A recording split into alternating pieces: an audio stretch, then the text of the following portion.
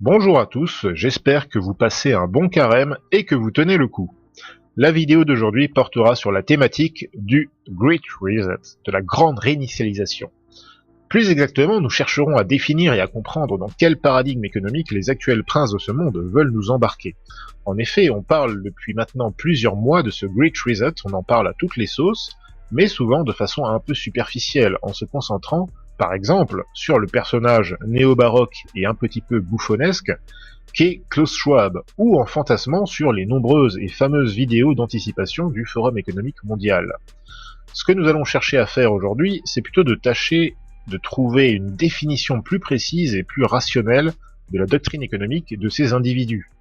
Je crois d'ailleurs que le terme le plus adapté pour décrire le nouveau paradigme économique de ce monde post-Covid, de ce monde entré définitivement dans la quatrième révolution industrielle, c'est le terme de corporate communism. Je n'ai pas encore trouvé de traduction satisfaisante en français, mais on pourrait parler ici de communisme d'entreprise ou de communisme capitaliste, ce qui semble évidemment être un oxymore, mais comme je l'ai dit, la traduction n'est pas satisfaisante et nous allons d'ailleurs y revenir. Dans tous les cas, vous avez compris l'idée. Ce terme n'est pas de moi, mais sachez qu'il ne fait que résumer la pensée des experts du Forum économique mondial. En effet, en juin 2016, Jem Bendel, directeur et fondateur du Institute for Leadership and Sustainability, écrivait sur le site du Forum économique mondial un article nommé « Le capitalisme a-t-il besoin d'une dose de marxisme pour survivre à la quatrième révolution industrielle ?» Au terme de ses réflexions, Bendel concluait par la phrase suivante, je le cite, « Le croisement des idées entre capitalisme et marxisme mérite d'être débattu. Notre futur, caractérisé par le chômage de masse, par les inégalités croissantes et par les troubles sociaux, l'exige. » Fin de citation. En somme, les élites mondiales comprennent que la perpétuation de leur domination politique et économique sera conditionnée à leur capacité à anticiper l'évolution des marchés, des techniques et de l'industrie. Raison pour laquelle ils intensifient année après année le conditionnement des masses au moyen des différentes idéologies que nous connaissons tous très bien. Ça va être la repentance de l'Occident, justifiée ou injustifiée, le plus souvent injustifiée, par le chouatisme, les croisades, la colonisation, la domination du monde blanc, le mâle blanc dominateur, etc., etc. Mais ça va être aussi par le multiculturalisme, par le féminisme, la promotion de l'immoralité et de l'homosexualité, ça va être aussi par les guerres soi-disant pour la démocratie, ça va être aussi par l'immigration de masse, qui est elle provoquée justement par ces fameuses guerres, mais d'une façon générale, leur idéologie c'est l'anticatholicisme, c'est l'opposition à la sainte religion, et à toute forme de morale objective et naturelle. Alors, afin de bien comprendre, de mieux comprendre la doctrine économique de la grande réinitialisation, de ce Great Reset, j'aimerais lire avec vous un article assez pertinent de l'auteure américaine Cheryl K. Chumley, un article qui s'appelle Great Reset is Corporate Communism and it's Coming to America. Un article paru dans le Washington Times du 9 janvier dernier, et il s'agit d'un article d'opinion que nous avons traduit, que vous pourrez retrouver en français sur le Fidepost. Alors nous allons lire ensemble cet article et ensuite nous allons le commenter. Voici à quoi vous attendre en 2021. Le coronavirus a offert à la gauche américaine une occasion en or pour prendre le contrôle du gouvernement, que ce soit par les mesures de répression imposées par le gouvernement contre les libertés individuelles, ou par les restrictions imposées par le gouvernement contre la liberté d'entreprendre. Les entreprises ont été fermées de force, les chefs d'entreprise ont été mis à terre, les salariés de ces entreprises ont été forcés de rester chez eux et d'attendre les chèques du plan de relance pour les sauver, dans certains cas, de la famine. Stimulus ou plan de relance, peu importe les termes, c'est juste une autre façon de parler de redistribution des revenus. Cela vise en somme à piocher dans l'argent des contribuables et à en redistribuer à ceux qui en ont besoin. Cela ne veut pas dire que ces entreprises n'ont pas mérité de recevoir cet argent. Cela ne veut pas dire non plus que ces patrons et ces employés qui travaillent dur n'ont pas besoin de cet argent. Mais quoi qu'on en dise, le stimulus, ça revient toujours à prendre chez Pierre pour payer Paul. Mais revenons-en à notre sujet principal, à savoir le corporate communism qui arrive en Amérique. Dans le contexte de la lutte contre le coronavirus, quelques notions intéressantes ont été diffusées dans les grands médias, à savoir les concepts de Great Reset et de Build Back Better, c'est-à-dire reconstruire en mieux. Ces concepts ne sont pas dénués de sens. Ce ne sont pas de simples slogans marketing dépourvus de toute signification plus profonde. Non. Ce sont des feuilles de route politiques. Tout comme America First et Make America Great Again ont été les expressions qui ont servi à illustrer les orientations politiques de l'administration de Donald Trump. Il en va de même pour les expressions Build Back Better et Great Reset pour l'administration de Joe Biden. Joe Biden, sur son propre site web de campagne, le précise clairement. On y trouve par exemple les phrases, je cite, « Le plan de Joe Biden pour reconstruire l'Amérique en mieux pour les travailleurs américains » ou encore, je cite, « Reconstruire en mieux le plan de relance économique de Joe Biden pour les familles de travailleurs ». Fin de citation. Alors, qu'est-ce que ceci signifie? Eh bien, selon le Forum économique mondial, le concept de Build Back Better est en réalité un plan du Forum économique mondial visant à réinventer le capitalisme, afin que les entreprises se concentrent davantage sur le bien commun et pas seulement sur les profits. Comment y parvenir? Eh bien, tout simplement par la grande réinitialisation. Encore une fois, ce sont là les propres mots du Forum économique mondial. Par exemple, le Forum économique mondial, en juin 2020, sur son site, écrivait « Le moment est venu pour une grande réinitialisation du capitalisme ». Ou encore, toujours sur le site du Forum économique mondial, en juillet 2020, on y trouvait la phrase suivante « Une véritable reprise économique après la pandémie de Covid-19 ne consistera pas à rétablir l'ordre des choses tel qu'il était auparavant. Nous devons reconstruire en mieux, réinitialiser, si nous voulons remédier aux vulnérabilités systémiques profondes que la pandémie a mis en évidence. » Et on peut encore lire, toujours sur le site du Forum économique mondial, cette fois-ci en septembre 2020, je cite, « Pour améliorer l'état du monde, le Forum économique mondial lance la Great Reset Initiative. » Fin de citation. Bon, examinons à présent le côté communiste de cette affaire. C'est là que des changements notables se produisent, c'est là que le discours se transforme en acte. En décembre 2020, le Forum économique mondial a lancé une nouvelle initiative appelée Manifeste de Davos. Ce manifeste posait la question « Quel type de capitalisme voulons-nous » Et le manifeste a répondu en exposant trois possibilités. Première possibilité, le shareholder capitalism, c'est-à-dire un capitalisme actionnarial. Deuxième possibilité, un state capitalism, c'est-à-dire un capitalisme d'État. Troisième possibilité, un stakeholder capitalism, c'est-à-dire un capitalisme des parties prenantes. En bref, le capitalisme actionnarial, c'est le vrai capitalisme. C'est un système où les entreprises existent pour gagner de l'argent, où les entreprises sont dirigées et valorisées en fonction des profits et des pertes qu'elles réalisent. C'est le type de capitalisme qui a propulsé l'économie américaine au sommet du monde pendant plusieurs décennies. Le capitalisme d'État, en revanche, ce n'est pas le vrai capitalisme, parce qu'il place le gouvernement en charge de diriger l'économie. C'est le genre de capitalisme qui a pris de l'importance dans de nombreux marchés émergents, notamment en Chine, rapporte d'ailleurs lui-même le Forum économique mondial. Et enfin, le capitalisme des parties prenantes, c'est-à-dire le stakeholder capitalism, c'est justement la bête émergente, c'est la nouvelle tendance.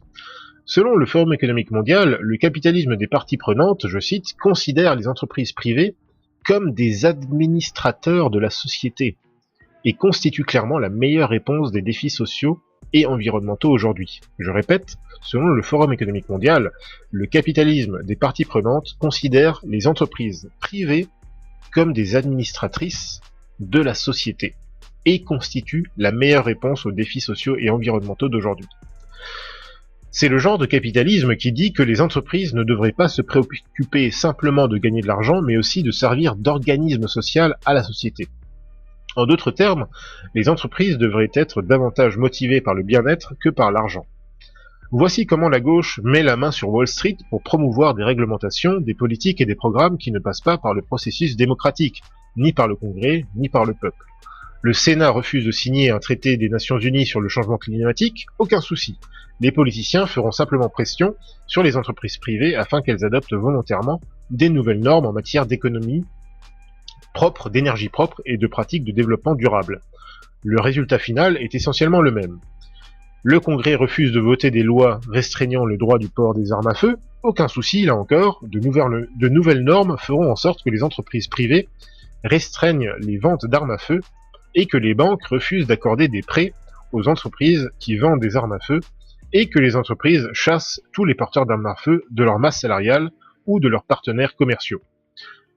Et c'est ainsi qu'on se débarrasse du deuxième amendement. Ainsi, les possibilités de contrôle sont infinies. On lit encore sur le Forum économique mondial les propos suivants. Nous devons saisir ce moment pour faire en sorte que le capitalisme des parties prenantes soit le nouveau modèle dominant.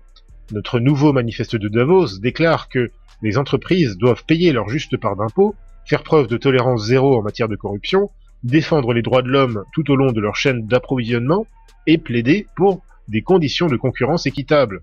Les entreprises auront besoin de nouveaux standards. Pour commencer, un nouveau standard de création de valeur partagée devrait être mis en place et inclure des objectifs environnementaux, sociaux et de gouvernance en complément des standards financiers. Fin de citation. Les gros bonnets de la banque et du monde des affaires se sont d'ailleurs déjà mis d'accord aux États-Unis pour affiner ces nouveaux standards de valeur partagée. Par exemple, la table ronde des entreprises américaines vient d'annoncer qu'elle souscrit désormais officiellement à cette forme de capitalisme de type nouveau, de type Great Reset. Voici donc vers quoi mène ce modèle. Les grandes multinationales deviendront les guides politiques du monde. Les élites corporatives prendront la suite des gouvernements actuels. On lit encore sur le site du Forum économique mondial les propos suivants, je cite, « De toute évidence, les entreprises doivent toujours chercher à maintenir un esprit d'entreprise, mais elles doivent également travailler avec d'autres acteurs pour améliorer l'état du monde. En fait, cette dernière mission devrait être leur objectif ultime. » Fin de citation.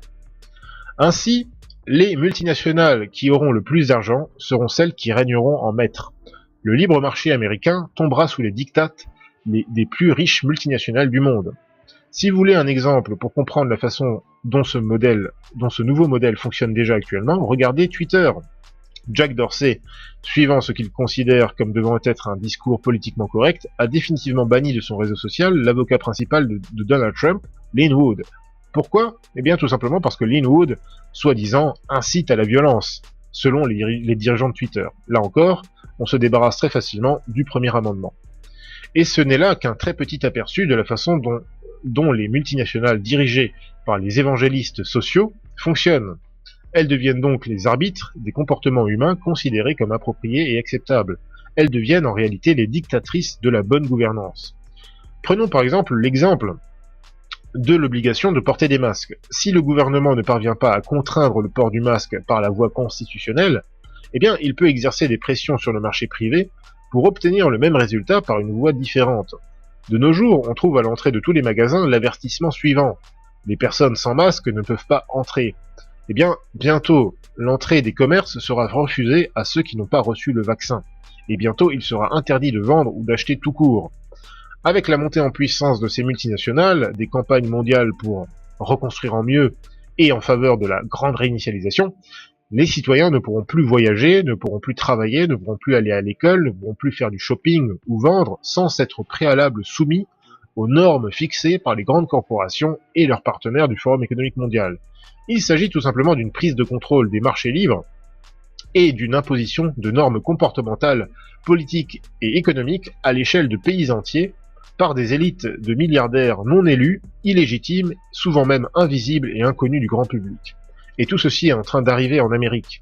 Il s'agit d'un communisme déguisé en capitalisme de justice sociale.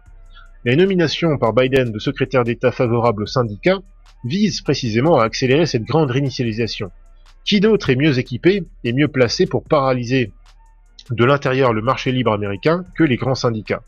Il est donc absolument crucial de comprendre que le slogan « Build Back Better » signifie quelque chose de bien précis. La grande réinitialisation est réelle, et les Américains doivent lutter contre le communisme qui se dissimule derrière ces concepts. Rappelez-vous que le Forum économique mondial est composé de grandes entreprises privées. Il est donc largement à l'abri de toute responsabilité démocratique. Ses membres se moquent de ne pas être réélus aux prochaines élections, tout simplement parce qu'elles n'y participent pas. Donc, si le Great Reset Initiative du Forum économique mondial se concrétise, même les élections, ainsi que les soupçons de fraude électorale, n'auront plus aucune importance. L'Amérique, comme tous les pays du monde, sera dirigée, gouvernée et régulée par une foule d'élitistes, de multinationales et leurs amis multimilliardaires. La Constitution ne sera plus qu'un morceau de papier, ils imposeront une nouvelle définition de la liberté. Voilà, donc chers amis, c'est donc la fin de cet article de Cheryl K. Chumley. Donc un article très intéressant, n'est-ce pas? Alors, maintenant, il s'agit de commenter. Il est évident que nous ne sommes pas en accord avec l'approche économique, avec la doctrine économique qui est ici typiquement libérale, à l'américaine, qui se dégage du propos de l'auteur. Voilà, on n'est clairement pas d'accord avec ça, c'est évident. En tout cas, avec certains aspects. C'est pas le type de libéralisme, si vous voulez, économique, j'entends, qui est acceptable, on va dire, dans une société catholique.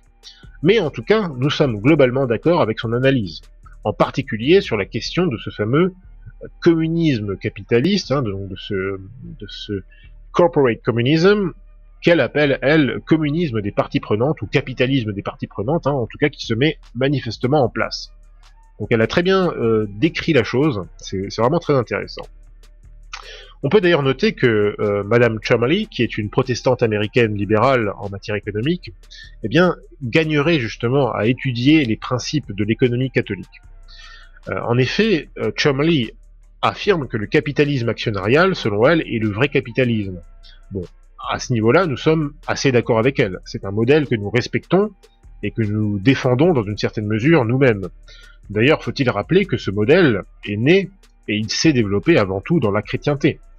Dans la chrétienté catholique, j'entends, pas dans le monde protestant. Le monde protestant a, de la même façon que le monde protestant a une grande responsabilité, si vous voulez, dans le libéralisme politique et social, eh bien le monde protestant a corrompu, si vous voulez, les prémices, on va dire, de ce capitalisme distributif qui était celui, on va dire, de la chrétienté, notamment à partir de la Renaissance.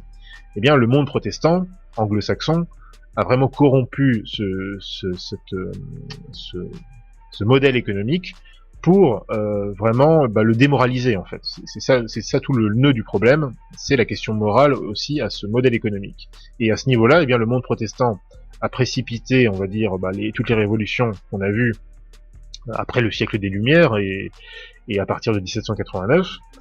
Et ce qui est assez paradoxal, c'est que ces libéraux protestants américains ne se rendent pas compte qu'en réalité, eh bien, ils sont les cousins éloignés, finalement, du socialisme et du communisme, qui, de la même façon, a aussi corrompu, on va dire, une certaine vision en fait, de la doctrine économique, de la justice sociale et économique que doit avoir une cité, un État qui est en bonne et due forme. Eh bien voilà, le communisme et le socialisme ont aussi corrompu dans l'excès inverse, on va dire, l'économie, quoi. Mais finalement, tout ça pour dire que voilà, le capitalisme, ou plutôt le néo-capitalisme complètement libéral, eh bien, est finalement le cousin éloigné, le précurseur d'une certaine façon, du socialisme et du communisme. Ça, on va le retenir pour tout à l'heure. Alors, ensuite, Chomley rejette le capitalisme d'État comme étant un faux capitalisme, puisque dans ce cas de figure, c'est l'État qui dirige l'économie. Alors, sur ce point précis, là encore, socialistes et libéraux manquent vraiment cruellement de réalisme et de bonne mesure. D'ailleurs, qualité que seule la doctrine sociale et économique de l'Église peut apporter au monde. Parce que, effectivement, il est complètement absurde de dire et de croire que l'État ne peut pas et ne doit jouer aucun rôle dans la direction générale d'un pays. En fait, et de fait, il s'agit en réalité d'une mission régalienne de l'État, non seulement du point de vue de la politique monétaire, mais aussi du point de vue de la justice sociale. Dans un État chrétien, le marché est libre, certes, pourvu qu'il n'attente pas au bien commun, aux bonnes mœurs et surtout à l'honneur de Dieu. Effectivement, d'une certaine façon, les libéraux américains se marchent sur les pieds en général, enfin ils se contredisent en permanence parce qu'ils sont en faveur du premier amendement, de la liberté d'expression à tout crin, du marché libre, etc., etc. Sauf que ils sont toujours dans cette idée que le marché libre se régule par lui-même.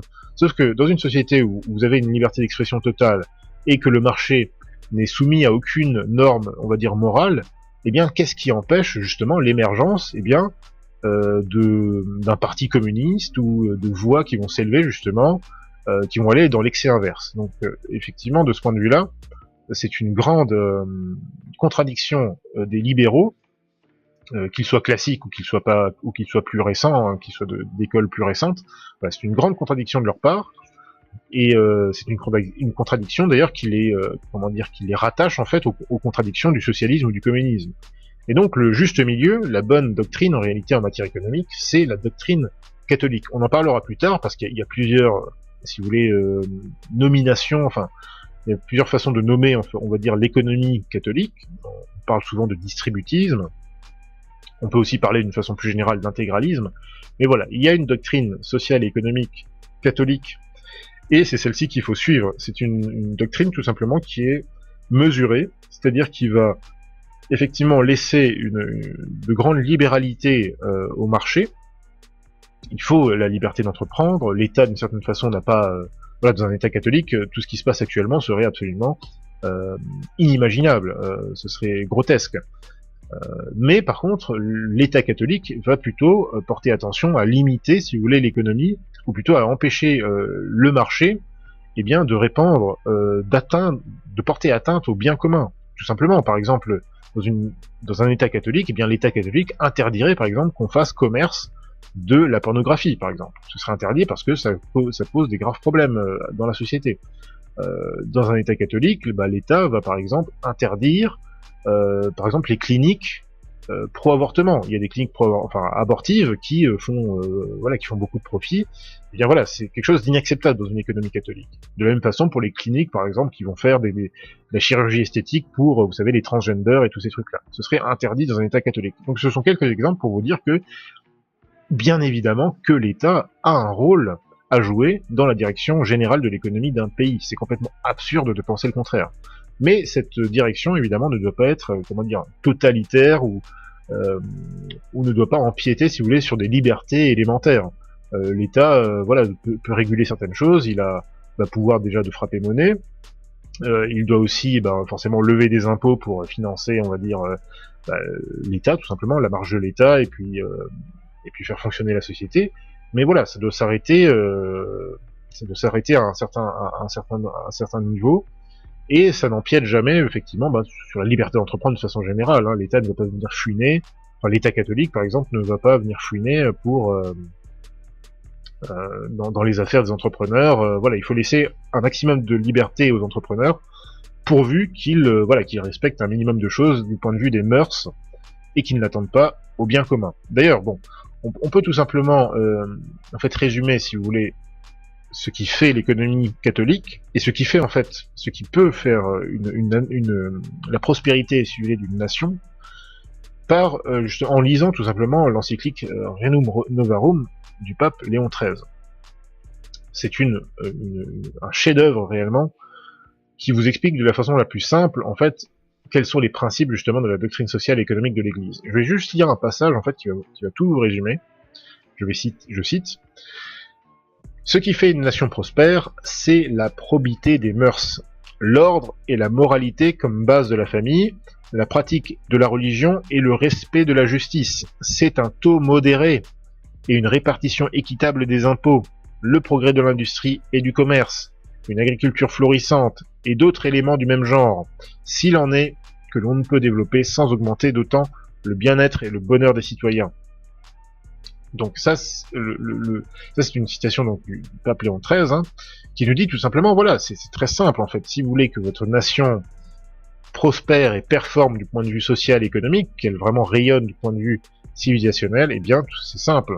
Il faut que ce soit une société fondée vraiment sur la probité des mœurs, sur la religion, sur la loi divine, sur la loi naturelle également, sur l'ordre, la moralité, la famille, le respect de la justice, et bien sûr un taux modéré, si vous voulez, au niveau des impôts, une bonne répartition aussi, une bonne redistribution des richesses qui sont créées dans la société, mais aussi il faut que l'État aussi soutienne le progrès de l'industrie, du commerce, de l'agriculture, etc., etc. En fait, c'est tout simple. Il y a pas, c'est pas de la rocket science. C'est pas il n'y a pas besoin d'avoir fait, si vous voulez, HEC pour comprendre tout ça. Mais nous sommes dans un monde justement qui a complètement rejeté la morale chrétienne, et par conséquent, eh bien qu'on soit libéral ou communiste, eh bien on se trouve vraiment on se trouve dans des impasses en permanence, et malheureusement c'est nous qui en faisons les frais.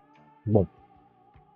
Alors, pour revenir justement à cet article, eh bien, pour le reste, l'analyse de Chumley concernant donc ce fameux corporate communism, ou ce stakeholder capitalism, est excellente, elle est très exacte. Mais là encore, malheureusement, eh bien, une fois que le constat est posé, eh bien, socialistes et libéraux seront incapables d'apporter une réponse cohérente en fait à ce fléau qui se met déjà en place, ou qui est en fait déjà en place. Il faut bien comprendre que le Great Reset, comme on dit, ou la 4e révolution industrielle, c'est déjà en place depuis un certain nombre d'années, depuis 10, 15 ans, même voire 20 ans plus. Voilà, c'est déjà en place, et là on est presque, si vous voulez, à la phase terminale en fait on est à la fin de la première phase, hein. On est déjà embarqué dans le train.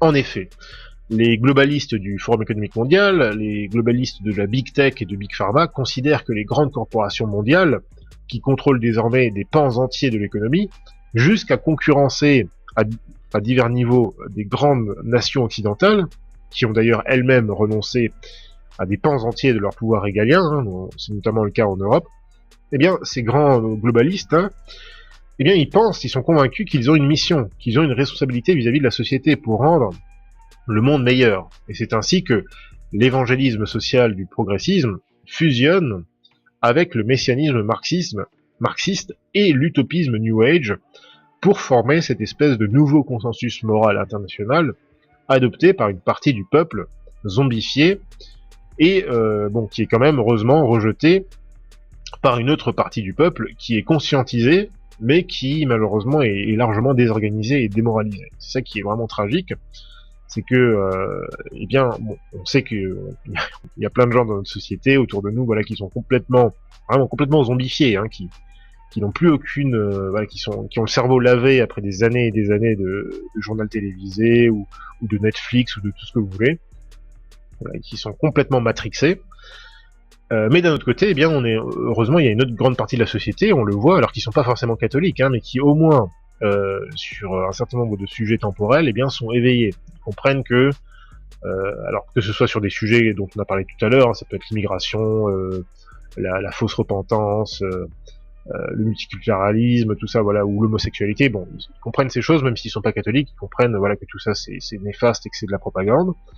Mais ils voient aussi, par exemple, avec tout ce qui se passe ces dernières années, ils voient aussi que voilà, toutes ces histoires de Covid, de vaccination obligatoire, machin truc, voilà, tout ça, clairement, il y a un plan, il y a une volonté derrière vraiment de nous asservir d'une façon inouïe. En tout cas, dans notre époque, on n'a jamais vu ça en Occident, quoi.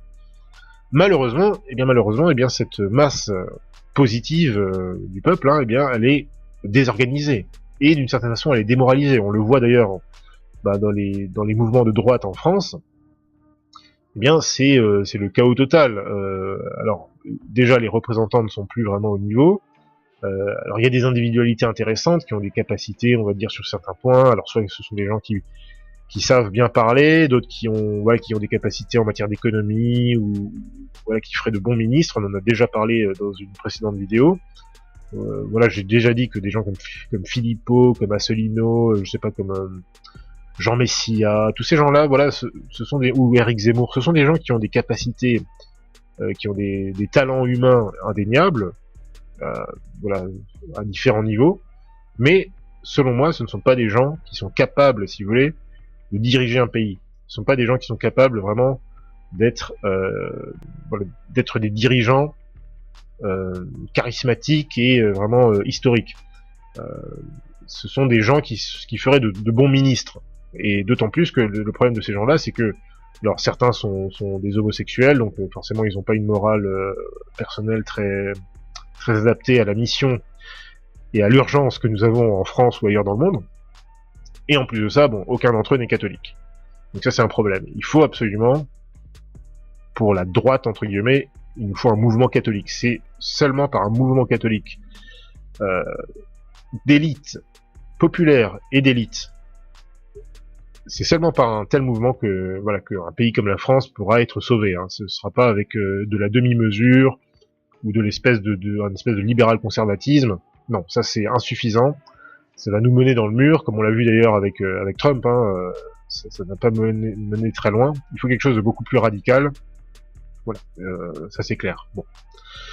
Mais le problème, en attendant, bon, on est désorganisés, et nous autres catholiques, surtout nous autres catholiques qui réfléchissons un petit peu non seulement qui avons conscience réellement, si vous voulez, des réalités de l'époque, c'est-à-dire par rapport à Vatican II, mais aussi par rapport à la profondeur, si vous voulez, des événements, qu'ils soient spirituels ou temporels. Bon, déjà nous sommes très peu, et en plus nous sommes très peu, en plus de ça, à réfléchir concrètement en matière de doctrine, en matière j'entends de doctrine politique ou économique, voilà. Finalement, on est assez peu à faire le boulot. Donc nous sommes très isolés, mais finalement, est-ce qu'il n'est pas vrai que ce sont les minorités qui font les révolutions ou les contre-révolutions? L'avenir nous le dira.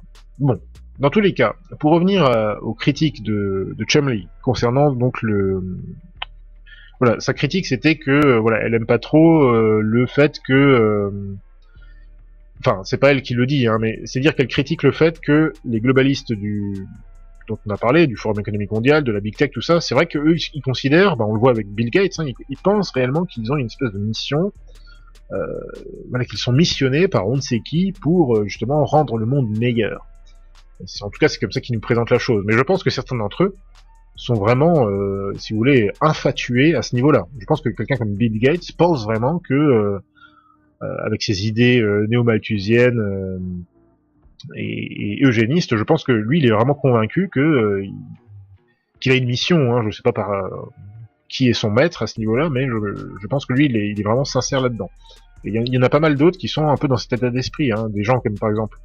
Alors vous avez du côté, on va dire toutes les élites non, enfin comment dire, impies, mécréantes, infidèles, ouais, du genre Bill Gates ou d'autres, hein, qui vont être dans un délire, soit complètement matérialiste, d'autres sont plus avec une approche un petit peu spirituelle. Ça ressort un petit peu chez Klaus Schwab. Hein. Klaus Schwab ne semble pas être quelqu'un qui est totalement neutre d'un point de vue spirituel. Ça m'a l'air d'être quelqu'un qui comment dire, se soumet à certaines entités assez sombres. Mais on le voit aussi, par exemple, et c'est aussi très net chez un certain nombre d'élites juives. On le voit par exemple avec Jacques Attali. Jacques Attali qui connaît très bien, on va dire, les doctrines du Talmud et de la Kabbale. Bon, ça, il faudrait que j'en parle pendant des heures, mais j'en ai déjà parlé dans d'autres articles. Hein. Il y a une doctrine très réelle pour comprendre le judaïsme talmudique et ce qui anime un certain nombre de ces élites. Il faut bien comprendre que c'est aussi toutes les idées de la Kabbale. Et ces idées de la Kabbale, en fait, ces juifs talmudiques-là pensent qu'ils ont effectivement une espèce de mission comme ça de mener l'humanité. Donc ils ont une espèce de messianisme comme ça, donc voilà, ils se pensent aussi missionnés. Donc toutes ces élites, quelles qu'elles soient, hein, peu importe qu'elles soient, de quelque chapelle qu'elles soient, eh bien, elles ont cette idée-là. Et finalement, elles nous usurpent aussi notre mission, enfin, elles usurpent les missions de l'Église, parce que seule l'Église a été missionnée par Dieu, si vous voulez, pour vraiment guider les nations. Donc là, on se trouve finalement dans une guerre de compétition, on se trouve dans une guerre de concurrence, si vous voulez, d'une certaine façon, pour rester dans un vocabulaire économique. Donc pour revenir voilà à ce que je disais, eh bien donc ce qu'on a vu dans cet article, c'est que le Forum économique mondial dit que il faut changer de paradigme, il faut plus que les entreprises, notamment les grandes entreprises multinationales, il faut plus qu'elles soient dans une approche strictement voilà pour faire du gain, pour faire des gains financiers, pour faire de l'argent, etc. Il faut qu'elles réalisent qu'elles ont une mission sociale, politique, environnementale, etc., etc. Le problème avec ça, c'est que ces entreprises-là, effectivement, elles ne sont pas catholiques, elles ne sont vraiment pas menées par la recherche du bien commun. Au contraire, elles sont menées par des idées, par des doctrines qui sont alors globalistes, qui sont matérialistes, qui sont progressistes entre guillemets, voilà, tout sauf catholiques. Et on le voit, hein, on le voit très bien.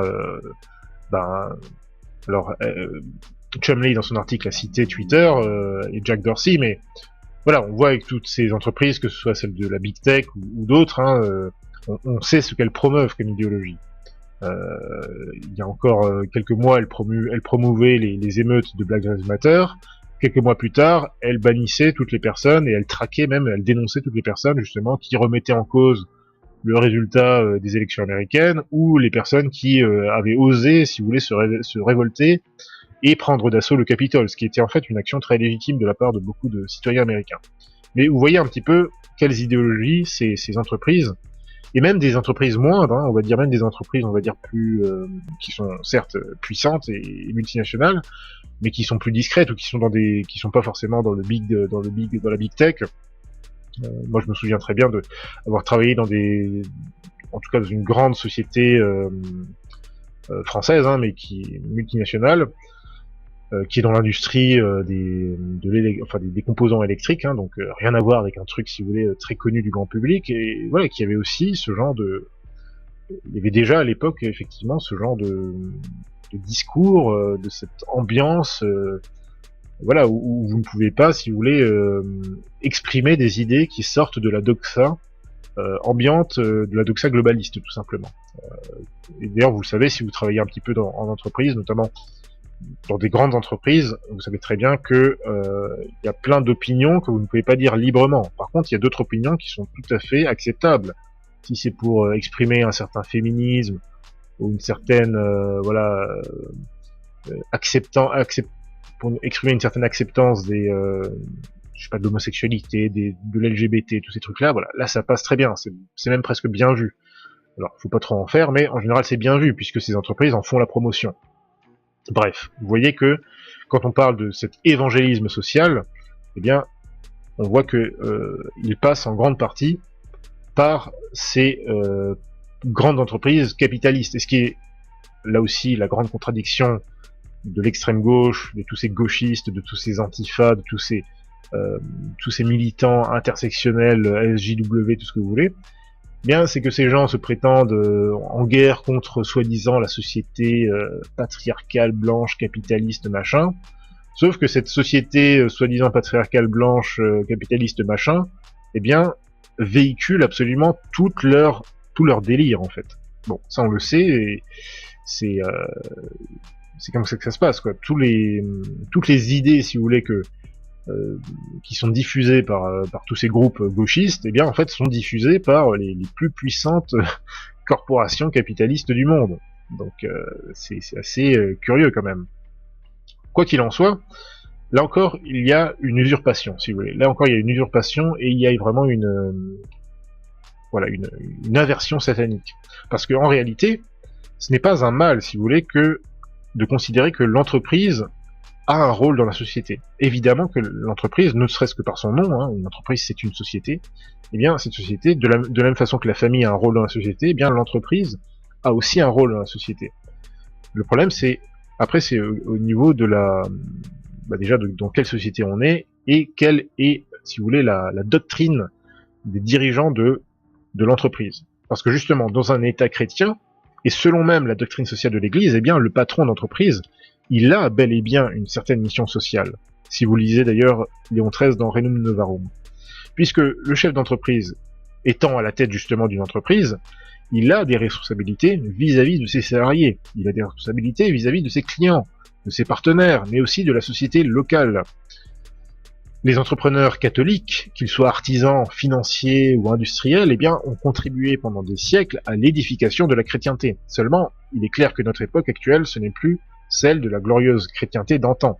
Aujourd'hui, c'est plutôt la société qui précède immédiatement le règne de l'Antéchrist, durant lequel il ne sera plus possible d'acheter ou de vendre sans porter la marque de la bête. Alors certains pensent que la marque de la bête, ce sera peut-être le vaccin. On va y revenir parce que, finalement, c'est pas si délirant que ça. Bon, je vais pas m'avancer là-dessus, bien sûr, parce que ça, on n'en sait rien, mais quand on voit l'avancée, si vous voulez, des dernières politiques qui sont envisagées et qui sont même déjà mises en place, par exemple dans l'État juif, eh bien, c'est assez inquiétant.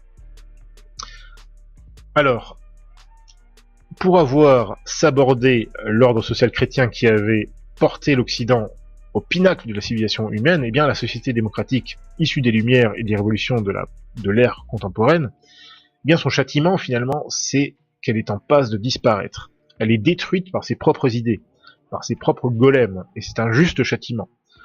Et ce sont en effet d'ailleurs les peuples crédules qui ont constamment voté et revoté pour les régimes et les castes de profiteurs et de parasites qui sont actuellement en train de leur faire passer la corde au cou. Eh bien, ces peuples, malheureusement, en tout cas pour une certaine partie d'entre elles, eh bien, ils sont en train de boire, si vous voulez, le calice jusqu'à la lie, et ce calice, c'est le calice justement de leur propre forfaiture. En France, il est probable qu'une certaine partie des entrepreneurs au bord de la ruine à cause de la pseudo-pandémie de Covid-19, bien malheureusement, il est probable qu'une certaine partie d'entre eux aient été les électeurs d'Emmanuel Macron. Et d'ailleurs, les malheureux croient encore avoir affaire à de simples incompétents. Voilà. Macron sera un incompétent, Olivier Véran là sera un incompétent, mais non.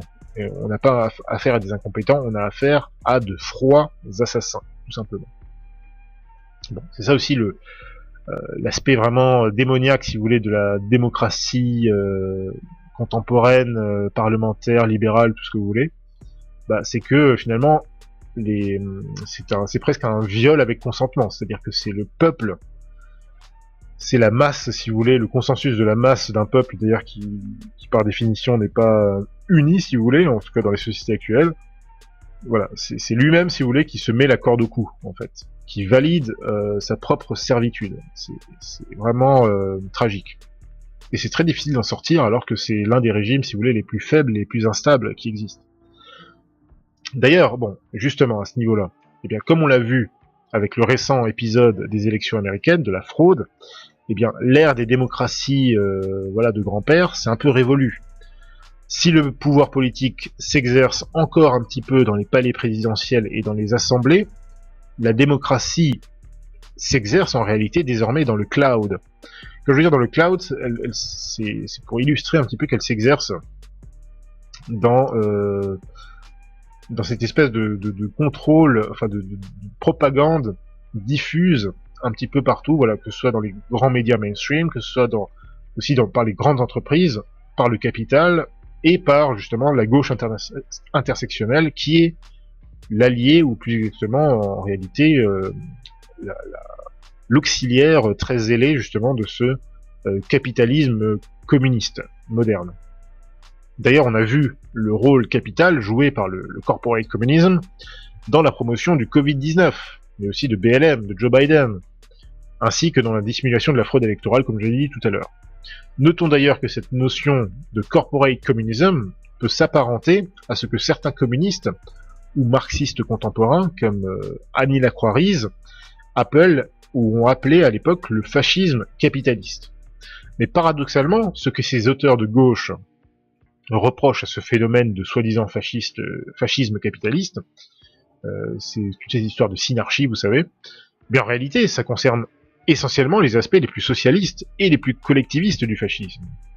Ainsi, c'est pour ça que le terme de corporate communism est beaucoup plus adapté. On n'a pas affaire ici, si vous voulez, à des élites fascistes, je sais pas quoi, non. On a affaire à des gens qui sont des ultra-capitalistes et qui en même temps ont des idées extrêmement gauchistes. Donc on est dans une histoire de corporate communism.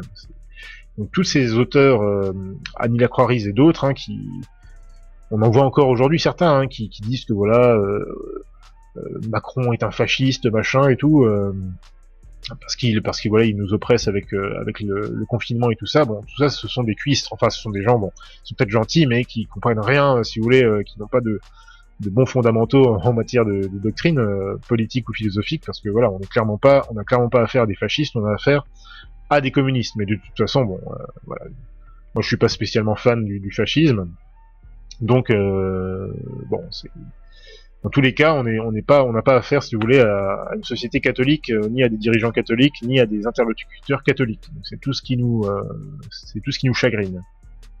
Donc en gros, en somme, nous arrivons tout au bout d'une phase de l'histoire contemporaine qui a été initiée au moins par l'après-guerre, par les 30 glorieuses, entre guillemets, par Vatican II, par l'Union européenne, et désormais, les élites en question, eh bien, elles ont tous les moyens politiques, financiers et technologiques à leur disposition, tandis que les foules réfractaires, eh bien, malheureusement, comme je le disais tout à l'heure, sont déchristianisées. Anthropologiquement, elles sont dégénérées pour beaucoup d'entre elles, elles sont désorganisées, et ça aussi c'est très grave, elles sont hystérisées en permanence par le chaos social, qui lui aussi est permanent. Donc c'est ça qui explique aussi une partie qui explique en partie notre difficulté, si vous voulez, à réagir de façon efficace. Et quand je dis réagir de façon efficace, en fait, il faut pas passer il faut pas tergiverser en réalité. Ce qu'il faut, c'est reprendre le pouvoir d'une façon ou d'une autre. C'est ça qu'il faut bien comprendre. Hein. Faire de la métapolitique, faire des conférences, tout ça, machin, c'est bien et c'est nécessaire. Et c'est ce qu'on fait nous aussi dans les milieux catholiques. Mais le bout du bout, en tout cas nous, notre idée, c'est évidemment de reprendre le pouvoir avec l'aide de Dieu. C'est ça qu'il faut se mettre comme objectif, de reprendre le pouvoir. Et l'avantage que nous avons, nous, en ce qui nous concerne les catholiques, c'est que justement, bien, nous ne sommes pas déchristianisés, c'est évident. Anthropologiquement, nous ne sommes pas dégénérés, ou en tout cas nous résistons à cette dégénérescence anthropologique qui a malheureusement beaucoup affecté même dans les milieux de droite non catholiques. Nous ne sommes pas désorganisés, malgré Vatican II, malgré tout ce châtiment qui arrive justement au pire moment. mais sans doute pour une bonne raison, hein. Et nous ne sommes pas hystérisés par le chaos social permanent. Ce qui n'est pas le cas justement, eh bien, de beaucoup de groupes, notamment à droite, qui effectivement sont assez facilement, si vous voulez, voilà, hystérisés par forcément toutes les choses qui arrivent dans la société et qui ont du mal justement à rationaliser, d'analyser tout ça de façon rationnelle. Bon, alors je vais terminer en fait cette vidéo par rappeler en fait deux trois données assez importantes qui sont relevantes, qui sont relevant, qui sont pertinentes par rapport à tout ce que nous venons de dire. Alors, un article par exemple de Associated Press, de l'IP, qui nous dit que les pertes d'emploi dans le monde entier à cause du coronavirus sont 4 fois plus importantes que la situation que nous avions après la crise financière de 2008-2009. Et cet article nous dit, et ça c'est très intéressant, il nous dit que l'équivalent de 250 millions d'emplois à plein temps ont été détruits justement à cause du coronavirus dans l'espace de quelques mois, hein, donc quelques mois. Et ce qui est intéressant, c'est que cette perte, si vous voulez, de ces 250 millions d'emplois dans le monde entier, et notamment dans le monde occidental, eh bien ça correspond à une perte de 3,7 trillions de dollars en termes de revenus. C'est-à-dire que toutes ces personnes-là, eh bien, à cause de leur perte d'emploi, eh bien, si on cumule tout ça en termes de revenus, elles ont perdu en gros 3,7 trillions de dollars. Ce qui est intéressant, c'est que dans le même temps, si vous regardez le top 50 des plus grandes fortunes du monde, eh bien, elles ont gagné à peu près, si vous voulez, collectivement, le même montant à cause justement des profits qu'elles ont réalisés, alors que ce soit Jeff Bezos avec Amazon, que ce soit Elon Musk et tous les autres, voilà, parce que ce soit à cause du fait que les actions, que la bourse a connu un rebond assez faramineux après mars 2020, ou que ce soit parce que justement elles étaient dans des secteurs qui ont été assez porteurs, hein, que ce soit dans le domaine de la livraison, de tous ces trucs du e-commerce, voilà, ou de Netflix, voilà, de la vidéo à la demande. Voilà, elles ont profité de tout ça. Donc vous avez vu un peu le transfert de richesse qui s'est opéré. Et le pire, c'est que pendant ce temps-là, vous avez ces crapules du Forum économique mondial qui vous disent, voilà, il faudrait peut-être penser à se réinventer, n'est-ce pas, parce que vous comprenez la 4e révolution industrielle, voilà, bon, c'est vraiment du cynisme absolu. Bon, bref, là aussi une news toujours de Associated Press. Là aussi c'est encore plus flippant, parce que ça nous rappelle justement, vous vous rappelez la vidéo, le documentaire qu'on avait publié il y a un mois à peu près sur c'était sur le futur, hein, réflexion sur le futur, où je parlais justement de la série Incorporated, donc de cette série où justement vous avez désormais des sociétés qui enfin désormais les États, on va dire régaliens, ont quasiment disparu, ou en tout cas n'ont plus de pouvoir, et désormais les grandes entreprises multinationales sont devenues en fait des gouvernements. Elles ont leur gouvernement à elles, et elles ont des juridictions comme ça. Donc on était dans cette série, on est dans un monde qui se situe en 2070. Et j'avais dit à quel point cette série était étonnamment réaliste, et à quel point elle décrivait en fait étonnamment les idées exprimées par le Forum économique mondial. Bien, figurez-vous que l'État du Nevada a introduit, et notamment le Parti démocrate du Nevada a introduit une loi, un projet de loi qui permettrait tout simplement aux entreprises, notamment du secteur de la technologie, hein, de créer leur propre gouvernement. Donc c'est réel, c'est vrai tout ça.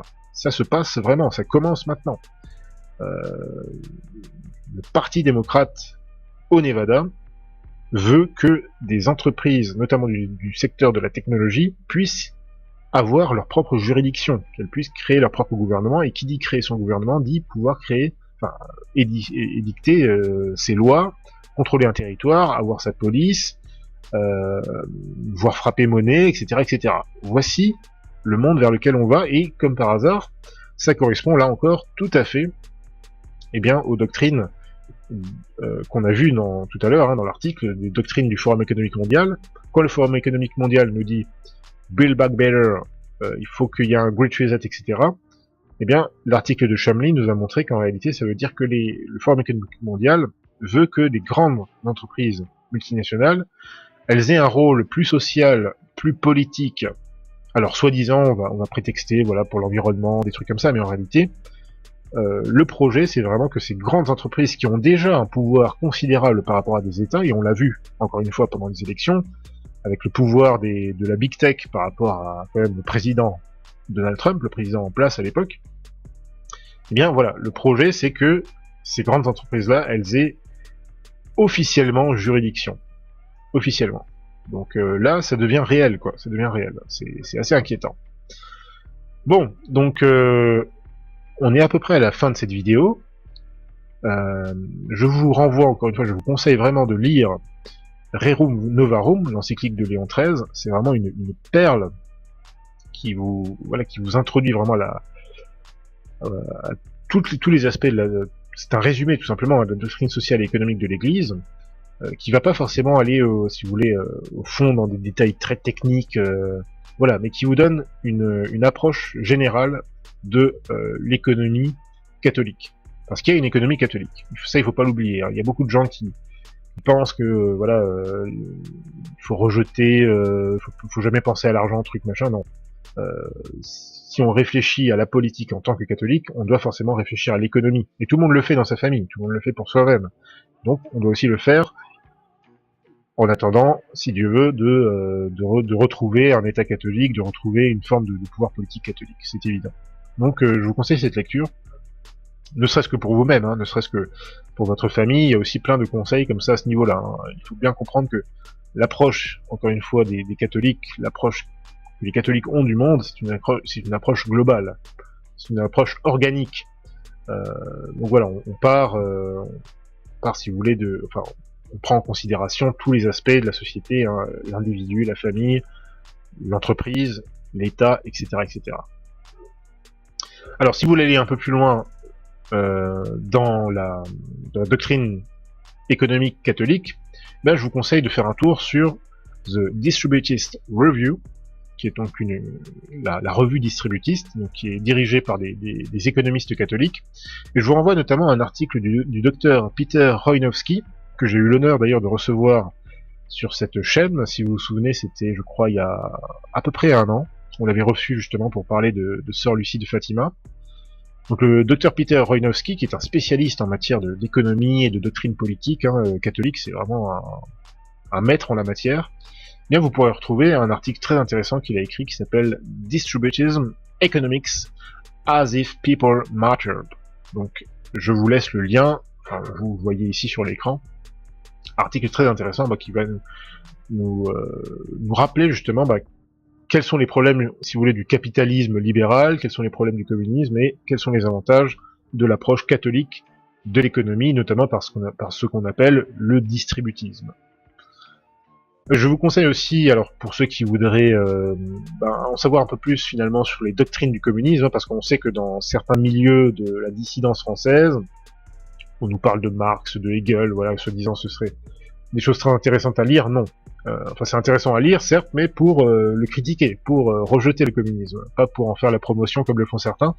Voilà, vous pouvez retrouver sur Novus Ordo Watch un extrait d'un livre du père Edward Lean, un livre qui date de 1939, donc qui s'appelle qui est un livre sur le communisme en fait, donc où il analyse en fait les doctrines du marxisme, du communisme d'un point de vue catholique évidemment. Voilà, donc il en aborde les aspects non seulement économiques mais aussi philosophiques. Donc voilà, comme ça vous aurez une approche sérieuse, ce sera toujours mieux que d'aller perdre votre temps à écouter des gens comme Francis Cousin, voilà. Bon, alors, pour terminer, j'aimerais juste faire la promo d'un autre petit blog très confidentiel que je tiens de façon personnelle depuis un certain nombre d'années, qui s'appelle le Hazel Forum. Alors c'est un petit blog où je parle essentiellement de finance, de technologie, de choses comme ça. J'y écris pas souvent, mais il y a peut-être des choses qui pourraient vous intéresser, notamment en vue de l'actualité. Vous savez que dans l'État juif actuellement, eux ils sont très très à fond là sur toutes ces histoires de vaccins. D'ailleurs il y a une partie de la population forcément qui aime pas ça du tout, parce que Là-bas, c'est carrément quasiment obligatoire. Et en fait, ils ont même voté une loi là récemment qui permet aux autorités de connaître l'identité des personnes non vaccinées. Donc, dans l'État juif maintenant, vraiment, le ministère de la Santé peut récolte des coordonnées personnelles des personnes qui n'ont pas été encore vaccinées. Donc tout est surveillé là-bas. Donc si vous voulez avoir une vie normale, ça devient très compliqué dans l'État juif pour faire du commerce, acheter, vendre, aller au restaurant, avoir une vie sociale toute simple. Et le problème, c'est que ça arrive chez nous aussi très vite. Hein. J'en avais déjà parlé il y a quelques temps sur notre fil Twitter. L'État, enfin le gouvernement, est en train de réfléchir là à mettre en place très bientôt des passeports sanitaires, hein, donc des passeports vaccinaux spécial Covid, et avec la fameuse application là, tous Covid, je sais pas quoi, qui, avec un QR code, eh bien, vous autorisera à entrer ou pas dans des restaurants, dans les bars, si tant est qu'on puisse retourner dans un restaurant bientôt. Bon, pour l'instant, ça nous arrange puisque c'est le carême, donc au moins, voilà, ça réduit les tentations. Pour nous autres catholiques, c'est providentiel. Mais voilà, quand même, d'une façon générale, ce serait bien que la société, si vous voulez, redevienne à peu près normale. Mais apparemment, plus rien ne sera pareil. On l'a vu avec les textes du Forum économique mondial, comme on l'a vu tout à l'heure hein, dans l'article. Ces élites globalistes disent clairement, il y aura plus de retour en arrière. Il y aura plus de normal comme on concevait le normal il y a encore quelques mois. Désormais, ce sera un tout nouveau paradigme. Je pense que, vous savez que moi, je pense que bon.